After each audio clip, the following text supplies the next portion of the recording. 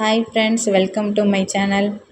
கை சுத்து முறுக்கு இன்றைக்கி எப்படி பண்ணுறது அப்படிங்கிறத மெஷர்மெண்ட்டோட கரெக்டாக எந்த அளவுகளில் நாங்கள் பண்ணணும் அப்படிங்கிறத உங்களோட ஷேர் பண்ணியிருக்கிறேங்க.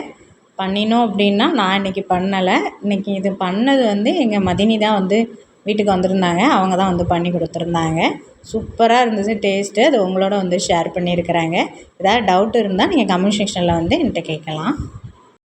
நாங்கள் சின்ன வயசாக இருக்கும்போது காஃபி குடிக்கிறதுக்கு ஏதாவது ஸ்நாக்ஸ் இல்லை அப்படின்னா டக்குன்னு ஓடி போய் ஒரு 50 ரூபாய்க்கு இந்த முறுக்கு தாங்க வாங்கிட்டு வருவோம். கை சுத்து முறுக்கு பக்கத்துலேயே விற்பாங்க.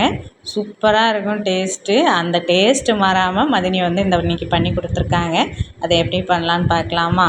1 கிலோ அளவு பச்சரிசி அளந்து எடுத்துக்கிட்டோங்க. 1 கிலோ அளவு பச்சரிசியை அளந்து எடுத்துட்டு ஒரு மணி நேரம் நல்லா நனைய வச்சுருங்க. இவங்க தான் மதினிங்க. இவங்க பேர் ஸ்வர்ணம். நல்லா களைஞ்சிட்டு நனைய வச்சுருந்ததை நான் 1 மணி நேரம் கழித்து பார்க்கும்போது நல்லாவே நனைஞ்சிருந்துச்சுங்க. 1 மணி நேரம் தானே இல்லை, அது நனையிற வரைக்குமே நீங்கள் வெயிட் பண்ணலாம். 1 மணி நேரம் சில அரிசிகள் 1.5 மணி நேரம் கூட பிடிக்கும். நல்லா நனைஞ்சதுக்கு பிறகு ஒரு காட்டன் துணியில் நான் இந்த மாதிரி அரிசியை கொஞ்சம் தண்ணி இல்லாத மாதிரி பார்த்துட்டு நல்லா பரத்தி விட்டுக்கிட்டேங்க. யாருக்கெல்லாம் இந்த கை சுத்து முறுக்கு ரொம்ப பிடிக்கும் அப்படிங்கிறதையும் என்னோட ஷேர் பண்ணிக்கோங்க.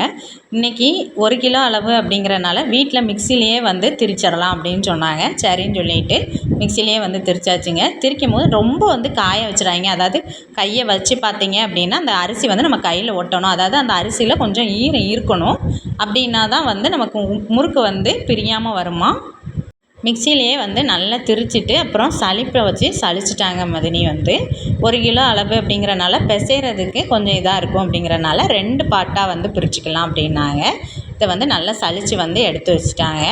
சலித்து வச்சாச்சு அப்படின்னா அந்த மாவு ஒன்றுமே பண்ணாது. 1 கிலோ அளவு நீங்கள் பச்சரிசி எடுத்தீங்க அப்படின்னா 1/4 கிலோ அளவு உளுந்து உருட்டு உளுந்து நமக்கு தேவைப்படுங்க. அந்த உருட்டு உளுந்தை ரொம்ப செவக்க வறுத்துறாதீங்க. கொஞ்சம் லைட்டாக அந்த வாசம் வந்தால் அப்படி கரெக்டாக இருக்கும். என்கிட்ட இந்த உலக்கு இருந்தது அப்படிங்கிறனால அதிலே அளந்துக்கிட்டேங்க. லைட்டாக வாசம் வந்தோடனே நீங்கள் டக்குன்னு ஆஃப் பண்ணிடுங்க. ரொம்ப செவக்கிற அளவுக்கு வைக்க வேண்டாம். ஏன்னா முறுக்கு கலர் சேஞ்ச் ஆயிரும். இந்த அளவுக்கு லைட்டாக அது வாசனை வந்தோடனே எடுத்துட்டு நான் மிக்சியில் திரித்து கொடுத்தேன் அவங்களுக்கு. அதையுமே சலித்து எடுத்துக்கிட்டாங்க. ஏன்னா எந்த விதமான திப்பியாக எதுவும் இருக்கக்கூடாது அப்படிங்கிறனால. இப்போ 1/2 கிலோ மாவுக்கு என்னென்ன சேர்த்தாங்க அப்படிங்கிறத சொல்கிறேங்க. 1/2 கிலோ மாவில் 1 டீஸ்பூன் ஜீரகம் சேர்த்துக்கிட்டாங்க. தேவையான அளவு உப்பு சேர்த்துக்கிட்டாங்க. அப்புறம் 1.5 டீஸ்பூன் எள்ளை நல்லா கழுவிட்டு இதில் சேர்த்துக்கிட்டாங்கங்க. அவ்வளோதான். நல்லா எல்லாமே ஒன்றா கலக்கிற மாதிரி கலந்து விட்டுக்கிட்டாங்க. அப்புறம் கொஞ்சமாக பொரிகடலை இதில் சேர்த்தாங்கங்க. இது எவ்வளவு அப்படின்னு பார்த்தீங்கன்னா ஒரு 100 கிராம் அளவு பொரிகடலை இருக்குங்க. பொரிகடலையே மிக்சியில் நல்லா திரிச்சிட்டு அதையுமே சலித்து கொடுத்தேங்க. கொஞ்சம் மாவு தண்ணி விட்டு நல்லா இந்த மாதிரி பெசரி விட்டுக்கிட்டாங்க. தண்ணி மொத்தமாக ஊற்றிடாமல் கொஞ்சம் கொஞ்சமாக தெளித்து தான் சேர்த்து மாவு சேர பிசைஞ்சாங்கங்க. இந்த மாவு நம்ம எடுத்தோம் அப்படின்னா ரொம்ப சாஃப்டாக இருக்கணும். அந்த அளவுக்கு நல்ல பதமாக பிசைஞ்சிட்டாங்க. கடைசியாக பொரிகடலையும் இதில் சேர்த்தாங்கங்க. பிசைஞ்ச பிறகு தான் கடைசியாக பொரிகடலை சேர்த்தாங்க. அப்புறம் கொஞ்சமாக ஆயில் சேர்த்துக்கிட்டாங்க. ஆயில் ஒரு 3 டீஸ்பூன்லேருந்து 4 டீஸ்பூன் வரைக்கும் சேர்த்துக்கிட்டாங்கங்க. சேர்த்துட்டு மாவை எல்லாமே ஒன்றா திரள மாதிரி தண்ணி தெளித்து பிசைஞ்சாங்க. இதை நம்ம தொட்டோம் அப்படின்னா வெண்ணெய் இருக்குது இல்லையா, அதை நம்ம தொட்டோம் அப்படின்னா எப்படி இருக்கும் அந்த அளவுக்கு நல்லா சாஃப்டாக பிசைஞ்சிட்டாங்க. பிசைஞ்சிட்டு ஒரு தாம்பலத்தில் ஒரு வெள்ளை துணி காட்டன் துணி விரிச்சுக்கிட்டாங்க. இது நான் இன்றைக்கி பூ போட்ட தட்டு தான் வச்சுருக்கேன். தாம்பலத்துலேயும் நீங்கள் வச்சுக்கலாம். இப்போ அந்த மாவை எடுத்துட்டு பக்கத்துலேயே ஒரு 1/4 டம்ளர் அளவு தண்ணி வச்சுக்கிட்டாங்க. அதை டிப் பண்ணி தான் அவங்க முறுக்கு பிழிய ஆரம்பித்தாங்க. அதாவது சுற்ற ஆரம்பித்தாங்க. இதில் மெயினாக கவனிக்க வேண்டியது என்னென்னா மாவு நமக்கு காஞ்சு போயிடக்கூடாது அப்படின்னு சொன்னாங்க. அவ்வளோதாங்க. சுற்ற ஆரம்பித்தாங்க பாருங்கள். என்ன அழகாக சுற்றுறாங்கன்னு எனக்கே பார்க்க ரொம்ப ஆசையாக இருந்தது. நானும் சுற்றி பார்த்தேன். ஆனால் வரலை எனக்கு. அந்த 3 விரல் கரெக்டாக வச்சு அவங்க அதை அழுத்தும் போது மாவு சூப்பராக வந்திருக்கு பாருங்கள். டேஸ்ட்டும் அந்த அளவுக்கு டேஸ்ட்டு சூப்பராக இருந்தது. நம்ம எப்போதுமே தீபாவளிக்கு ஸ்வீட்ஸு தான் அதிகமாக செய்வோம். இந்த வட்டம் காரம் செய்யலாம் அப்படின்னு நினச்சிட்டு இருந்தேன். 2 காரத்தோடு முடிச்சுக்கிட்டேங்க.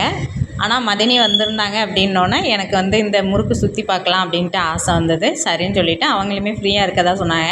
சரின்னு சொல்லிவிட்டு இன்றைக்கி வந்து முறுக்கை பிழிஞ்சாச்சுங்க. அந்த காட்டன் துணியில் ஒரு 10-12 முறுக்கு கிட்ட அவங்க வந்து இதே மாதிரி கடகடன்னு சுற்றிட்டாங்க. அவங்க ஒரு 10 நிமிஷம் கூட ஆகலை, டக்குன்னு வந்து சுற்றிட்டாங்க. ரொம்ப பழக்கம் அப்படிங்கிறனால டக்குன்னு வந்து சுற்றிட்டாங்க.